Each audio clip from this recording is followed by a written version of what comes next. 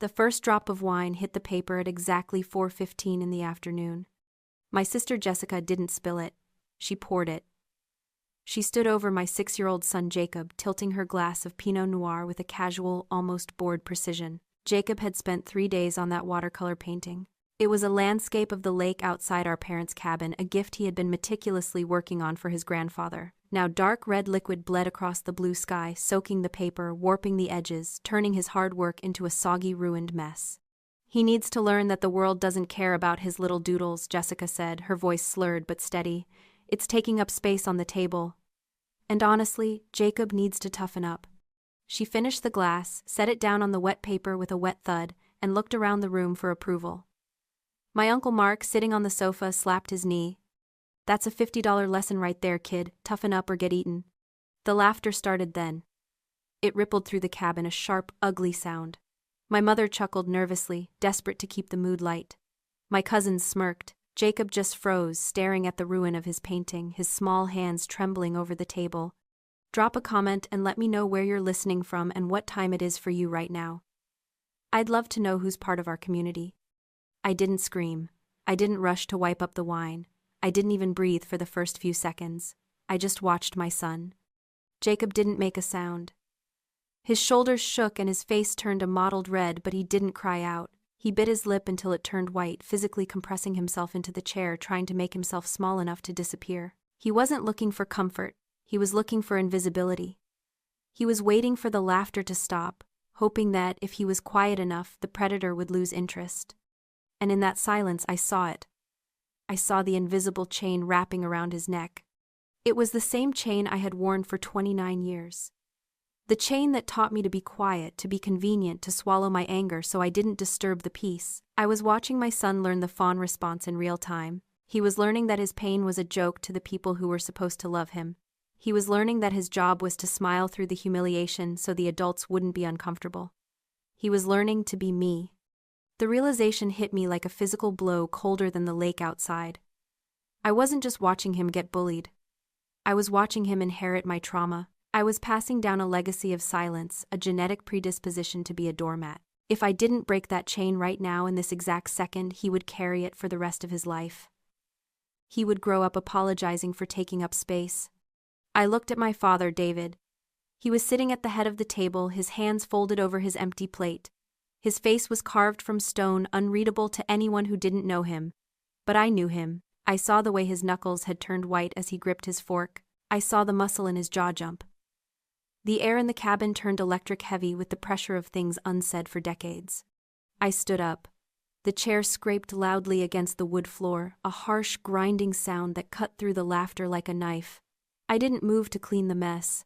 I didn't ask for a towel. I walked around the table and stood directly between Jessica and Jacob, using my body as a shield to block her view of him.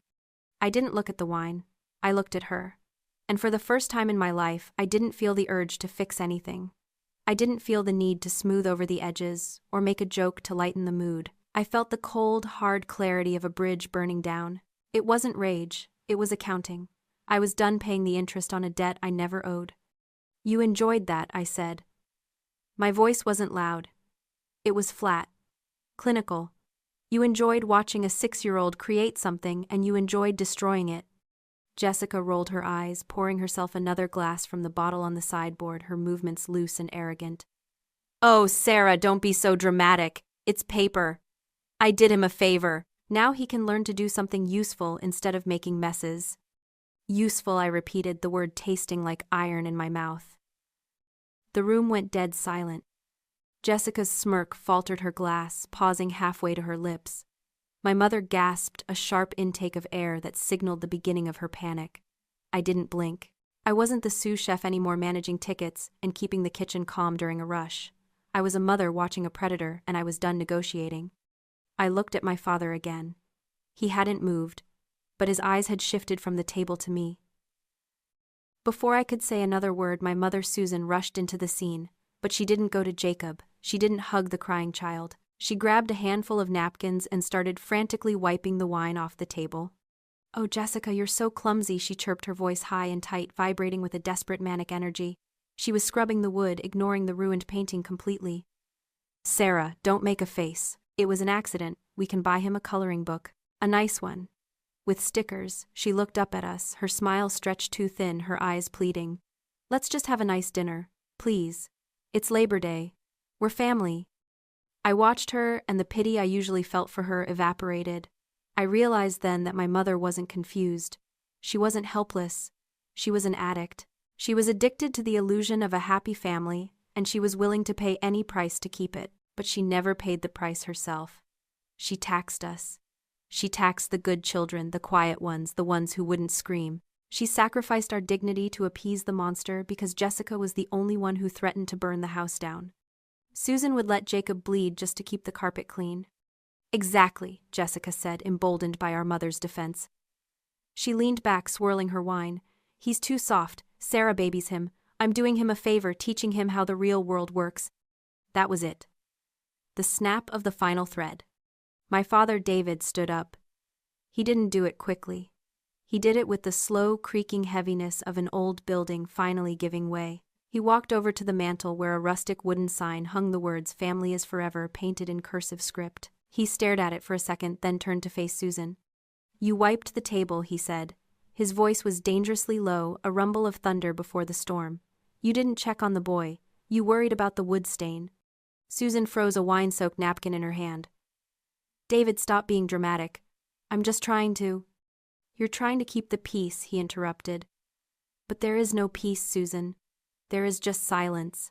And I am done paying for it. He looked down at his left hand. He twisted his gold wedding band. It was tight, buried in the flesh of his finger. He had worn it for 40 years. He walked to the kitchen sink, pumped a dollop of dish soap onto his knuckle, and began to work it off. It was painful to watch. He grimaced, pulling and twisting until the ring slid over the joint with a wet pop. He walked back to the table. He held the ring over the puddle of wine that was still soaking into Jacob's painting. He dropped it. It hit the wet paper with a dull thud, splashing red drops onto the white tablecloth. I am done keeping your peace, he said. And I am done protecting you. The silence in the room wasn't just quiet. It was a vacuum. It sucked the air out of the cabin. My mother stared at the ring sitting in the wine like it was a grenade that had just landed in her lap. Jessica laughed, a sharp, nervous bark of a sound. Dad, are you senile? She scoffed, though her eyes were darting around the room.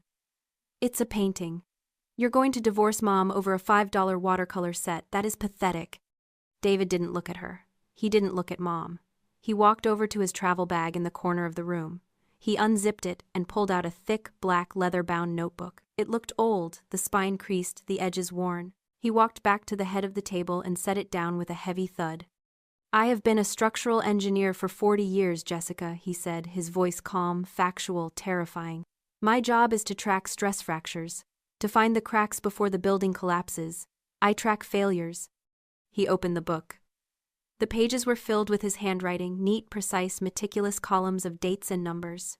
3 years ago, he continued, running a finger down the first page, you told me you needed $5,000 for a business loan. You said your influencer career was taking off, but you needed new equipment. Jessica crossed her arms, rolling her eyes. Yeah, and I paid you back, mostly. What is this, an audit? You didn't pay back a dime, David said. But that's not the point. The point is, I started tracking. Not just the big loans. Everything. Every time your mother said she needed extra cash for groceries. Every time she withdrew money for home repairs that never happened. Every time our joint savings account dipped for emergencies. He turned the book around so Jessica and Susan could see the columns. I tracked the dates, I tracked the amounts, and then I hired a forensic accountant to track where the money actually went. Susan made a small, strangled noise. She reached out a hand, trembling. David, please, don't do this. Not in front of everyone. Everyone needs to know, David said. Because everyone has been laughing at Sarah. Everyone has been laughing at Jacob. Everyone thinks they are weak. But they aren't weak. They are the ones paying the bill. He looked at me then, and his eyes were full of a deep, aching apology. I let this happen, Sarah. I let you think you were less than her. I let you think she was special and you were just... there. But I was watching. I was counting. He turned the page. Taped to the paper were bank transfer receipts. This isn't an allowance, Jessica, he said. This is a ransom. David looked down at the ledger, his finger tracing a line of red ink. August 14th, 2 years ago. $12,000. You said it was for a brand partnership buy-in. April 3rd last year. $8,000. You said it was for medical bills. He looked up, meeting Susan's terrified eyes. But the biggest one was 3 years ago, the night of the Labor Day party, the one we didn't attend because you said you were sick, Susan. Susan was shaking her head frantically now, tears streaming down her face. David, stop, please. Protect the name, David's voice rose, cracking with a fury I had never heard. You didn't protect the name, you protected a criminal. He turned the page. This time there wasn't a receipt. There was a copy of a police report taped to the paper. The $174,000 wasn't for business loans, Jessica. It wasn't for gifts. It was hush money. Jessica froze. Her arrogance evaporated, replaced by a sudden, stark terror. She looked at the door, but she didn't move. 3 years ago, David said to the room, Jessica drove home drunk from a party. She hit a parked car, and then she hit a pedestrian, a 19-year-old girl walking her dog. I gasped. The room spun. I remembered that time. Jessica had been traveling for a month. Mom had said she was in Europe finding herself. She didn't stop, David continued. She fled the scene, a hit and run. Susan was sobbing into her hands, her body rocking back and forth. You took our retirement money, David said, his voice shaking. $174,000. You paid for a lawyer to bury it. You paid a settlement to the girl's family to keep it out of civil court. You paid off the car repair shop to fix the dent off the books. You told me it was a parking dispute. You told me it was handled. He slammed the book shut. The sound echoed like a gunshot in the small cabin. You stole our future to cover up her crime. And then you let her sit here at this table and mock a 6-year-old boy for painting a picture. You let her destroy his work because you taught her that destruction has no consequences. He looked at Jessica, who was pale, her mouth opening and closing like a fish. You aren't a businesswoman, Jessica. You aren't an influencer. You are a liability. And your mother is your accomplice. The silence that followed was heavy, suffocating. It was the sound of a family myth dying. Jessica tried to rally.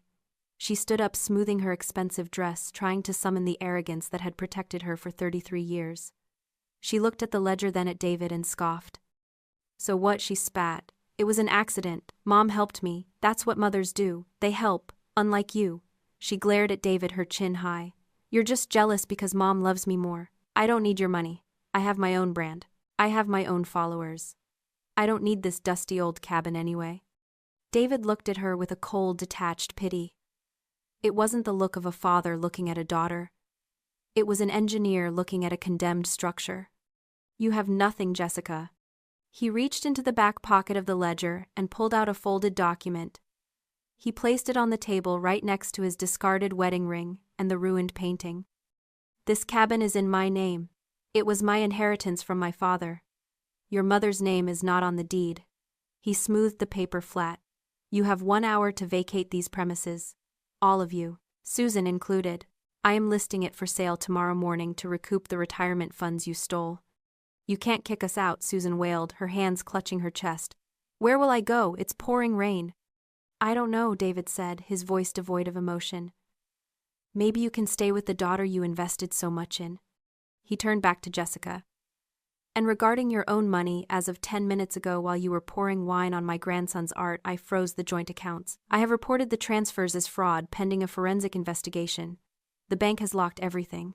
Your credit cards, Mom's cards, the business account you funnel money through. Jessica pulled out her phone. Her fingers flew across the screen, frantic. She tapped her banking app. I watched her face crumble. The color drained away, leaving her looking gray and small. It's declined, she whispered. And there it was, the illusion of power of the empty wallet. I watched my sister, the bully, the golden child, the success story shrink before my eyes. Without the financial ivy drip from my parents, her status, her confidence, and her personality evaporated instantly. She wasn't a powerful woman.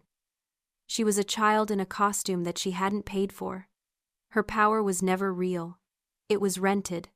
And the lease was up. Your power was rented, Jessica, David said, echoing my thoughts. And the landlord is closing the building. He walked over to the front door and opened it wide.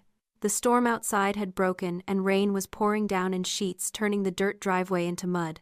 The wind howled into the warm cabin. "Get out." Jessica looked at Uncle Mark, who had been laughing earlier.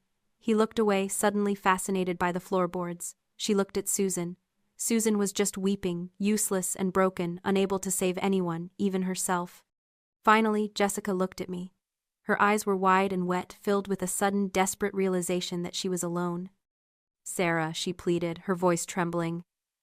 "Tell him he's crazy. You can't let him do this to me. I'm your sister." I looked at her. I looked at the woman who had terrorized me for 3 decades. I looked at the wine stain on Jacob's painting. I thought about the silence my son had learned, the silence I was breaking. "You should hurry," I said, my voice as cold as the rain outside. "Traffic is going to be terrible." 6 months later, the light in the new apartment was different. It wasn't the dim yellow light of the cabin or the harsh fluorescent glare of the old family house. It was white and clean, streaming through big windows that overlooked the city park. It was smaller than the house David had shared with Susan for 40 years, but it was peaceful. There was no walking on eggshells here. No heavy sighs from the other room that signaled an incoming guilt trip. No fear of the next explosion. I sat on the floor leaning against the wall, watching them. David was kneeling next to Jacob on a drop cloth. They were covered in sawdust. David was teaching him how to use a miter box to cut wood for a custom canvas frame. "You have to measure twice, Jacob," David said, his voice gentle, patient, the voice of a man who no longer had to shout to be heard. "Precision matters. If the frame is strong, the art is safe." "Like this, Grandpa?" Jacob asked, sawing carefully, his tongue poking out in concentration. "Exactly like that." My mother, Susan, was living in a small condo 2 towns over. She sent letters sometimes, long rambling diatribes written on expensive stationery, blaming us for ruining the family image, for embarrassing her at church, for being cruel. I burned them in the sink without reading past the first line. She was still trying to tax us for a piece that didn't exist, but we had stopped paying. Jessica was working retail at a mall kiosk selling phone cases. The fraud investigation had triggered a tax audit and she was drowning in legal fees. She had to sell her car. She had to move into a studio apartment. For the first time in 33 years, she was facing the reality of a life without a safety net, and the fall had been hard. I looked at my son. He wasn't flinching anymore. He wasn't hiding under the table. He was making a mess with glue and wood, and he was laughing. When he spilled a little wood glue on the floor, he didn't freeze. He just grabbed a rag and wiped it up, knowing that no one was going to scream at him. I realized then that the price of this peace had been high. We had to break the family to save the people. We had to burn down the structure to save the foundation. It was a heavy cost, but looking at my father's relaxed shoulders, looking at my son's easy, unburdened smile, it was the best bargain I ever made. If you've ever had to break a bond to save yourself, type freedom in the comments. Let's remind each other that we made the right choice.